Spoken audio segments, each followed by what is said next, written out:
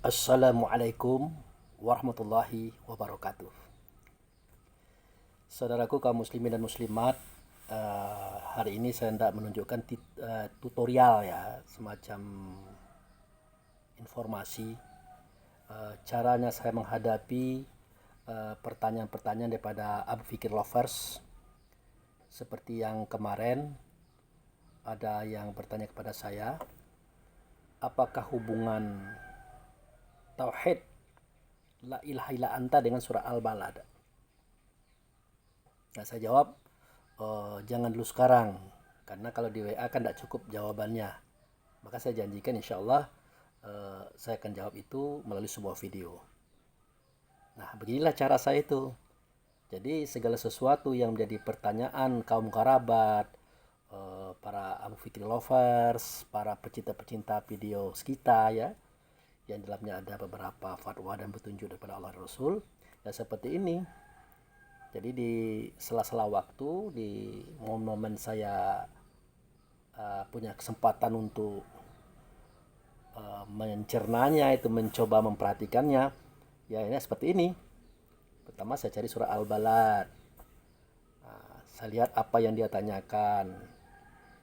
Lalu ya saya mulai mencontang ayat yang dia tanyakan itu.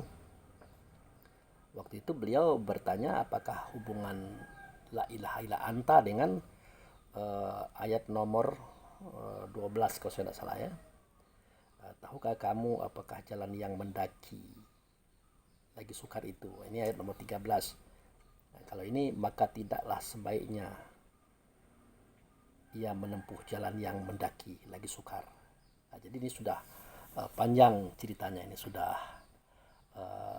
sudah masuk pada processing mendaki. Tapi yang penting di sini saya akan mencoba untuk mencontang dulu biar nanti ndak salah di dalam pembacaan. Karena ya di usia 59 masuk 60 ini ya biasalah.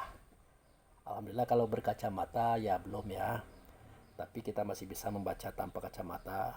Namun tetap harus ada tanda-tanda daripada ayat yang akan dibaca. Kemudian saya pernah dikritik oleh salah seorang saudara, ya kenapa Pak Abu Fikri mencoret-coret Al-Quran? Nah, saya bilang ya itu untuk mempermudah saya memahami dan menjelaskan kepada saudara-saudara kita yang lain ya. Bukankah kitab Quran itu adalah kitab suci? Ya saya bilang iya. Yang suci itu bukan kitabnya, tapi makna yang terkandung di dalamnya. Tapi bendanya tidak ada di sini. Bendanya ada dalam dada kita masing-masing. Jadi kitab Quran yang terdiri dari 30 juz, 114 surat, katakanlah ayatnya 6.666 ayat itu, dia hanya menceritakan tentang satu ayat yang ada pada kita masing-masing. Nah, itulah yang dikembangkan menjadi ribuan ayat, ya jutaan ayat, bahkan miliaran ayat dan triliunan ayat dan lebih daripada itu. Jadi intinya saya tidak menjatuhkan dan tidak meremehkan, tapi pada dasarnya adalah menjadikan ini sebagai data untuk menjadi pedoman saya melihat apa-apa yang harus saya jadikan dasar di dalam menyampaikan kajian-kajian itu. Baik saudaraku, saya lanjutkan saja apa yang menjadi rencana tadi. Nah, ini tadi dari kalimat yang berbunyi, nah ya hampir semuanya ini, hampir semuanya. Jadi hampir semuanya, kalau hampir semuanya ya tidak usah dicoret ya, tidak usah dicontang. Saya rasa ini semuanya diperlukan dalam informasi nanti. Mulai pada la uqsimu bihazal balad wa anta halum fi hazal bihazal balad ini, wa walidi wa mawalad, sampai laqad khalaqnal insana fi qabad, sampai akhirnya apa? Alaihim narum muqsadat. Nah, itu. Mereka berada dalam neraka yang tertutup rapat. Nah, jadi di sini ada juga kalimat yang berbunyi, dan orang-orang yang kafir kepada ayat-ayat kami, mereka itu adalah golongan kiri. Nah, itu. Nah, di atasnya lagi, mereka orang yang beriman adalah golongan kanan. Nah, jadi di sini sudah jelas ini bahwa kanan dan kiri itu sebenarnya bukan menunjukkan bahwa yang ini kanan ini kiri, tidak. Ini hanya sebuah simbol, sebuah kode menunjukkan istilah kepada beriman dan kafir ya. Kalau orang beriman itu golongan kanan ya, golongan kanannya orang beriman. Orang kafir golongan kiri, ini kiri. Tapi maknanya bukan di sini dan bukan di sini, tapi di dalam dada kita masing-masing. Oke saja, itu yang bisa saya sampaikan. Ternyata tidak ada yang bisa diconteng, melainkan semuanya bisa dipakai semua. Ini artinya ya tidak perlu ada yang ditandai. Ternyata 20 ayat ya, 20 ayat semuanya dipakai untuk menjelaskan kajian ini. Jadi daripada itu ya silakan saudaraku tunggu nanti videonya ya tentang ya penjelasan surah Al-Balad.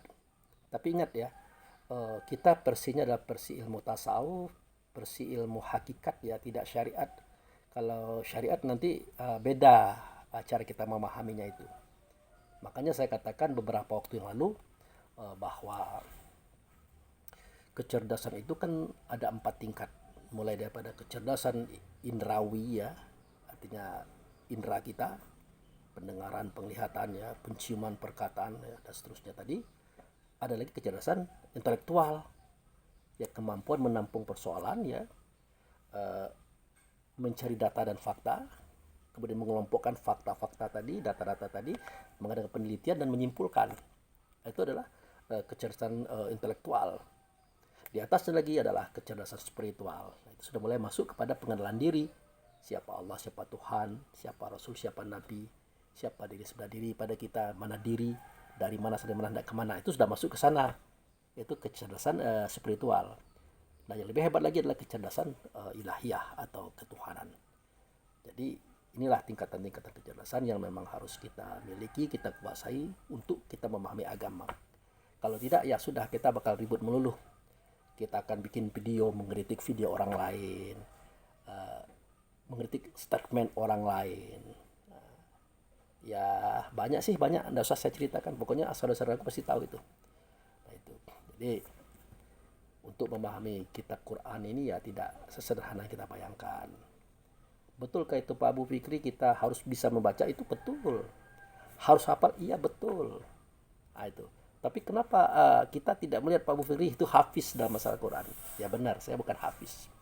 Bahkan membaca juga saya tidak selancar para qori. Ya, saya hanya membaca itu dalam bentuk dialog-dialog ya, bahasa-bahasa dialog. Karena saya penceramah, saya pemberi tausiah. Kalau qori kan harus ada suaranya bagus, napasnya panjang, dan makhraj tajwid serta iramanya harus mantap. Ya kalau saya makhraj tajwidnya ya pas-pasan gitu ya. Pas-pasan. Karena bidang kita ini tidak sama.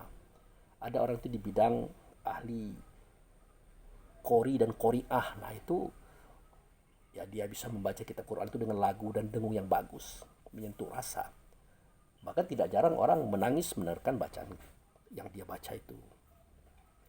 Tapi setelah kita akan survei, kenapa dia menangis?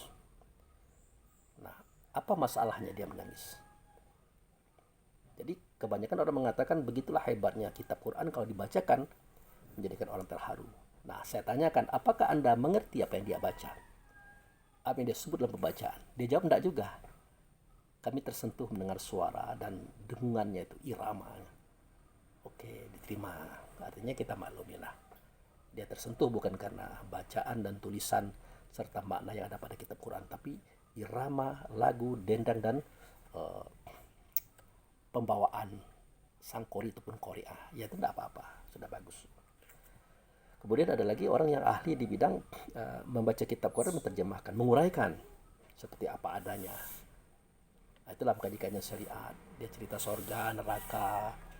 Jangan tidak sholat, nanti kamu masuk neraka. Nah, kalau kamu sholat, kamu berpahala masuk sorga. Nah, itu ya masih kita tolerir ya. Artinya ya wajar-wajar saja. Dalam kajian syariat ya begitu. Tapi kalau dalam kajian hakikat lain lagi.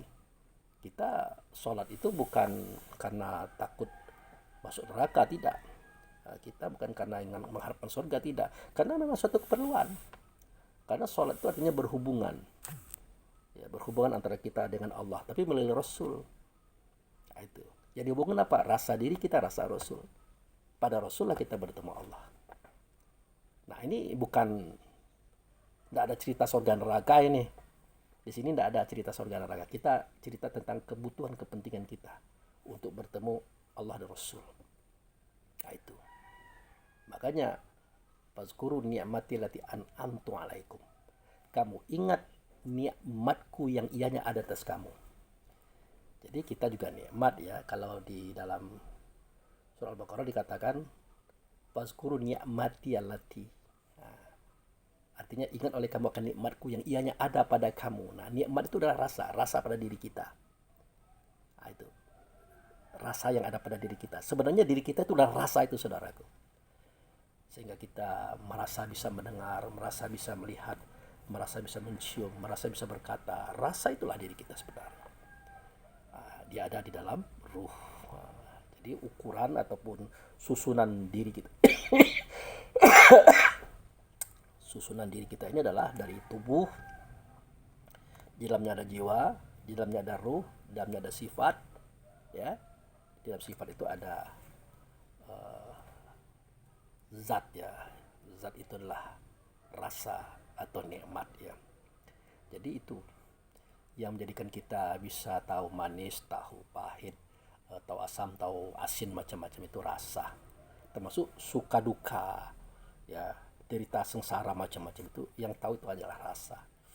Maka saya katakan itu kajian itu sudah masuk kepada kajian hakikat. Makanya kalau kita membahas tentang ilmu hakikat ataupun kajian hakikat itu tidak sama dengan kajian syariat. Namun kita tidak akan mengatakan kajian syariat itu di bawah, tidak penting atau apa-apa. Anda. Syariat itu adalah sesuatu yang mengantarkan kita kepada kajian berikutnya.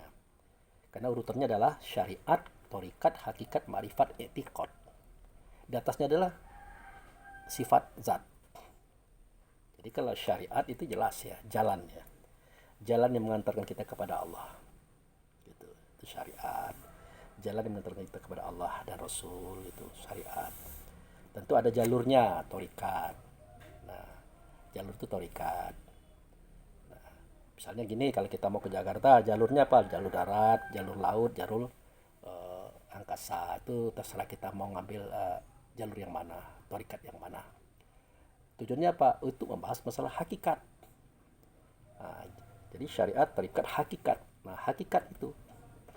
Jadi segala sesuatu ini adalah majaz bayangan. Segala sesuatu ini adalah simbol, kode, atau amsal. Tapi benda yang dimajaskan, benda yang dikodekan, benda yang disimbolkan, benda yang dijadikan sesuatu yang mengarah kepada sejatinya tidak ada kecuali dalam ilmu hakikat. Itu sama dengan kita mengatakan, wah, saya belum pernah ketemu setan,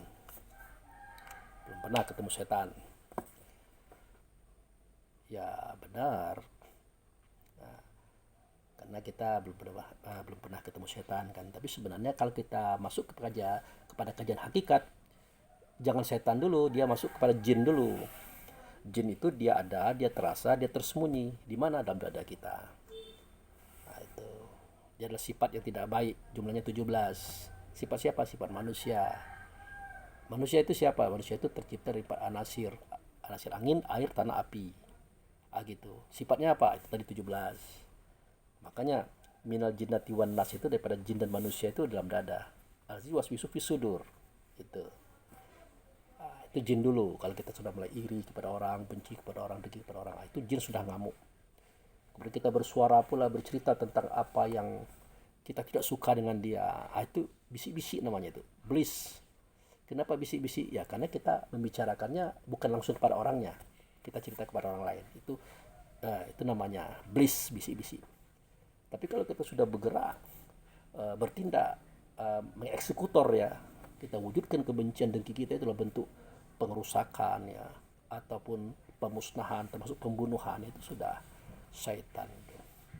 Jadi syaitan itu kata Allah nyata. Al-ahad ilaikum ya bani Adam al-ta'budu syaitan innahu lakum aduwwum mubin.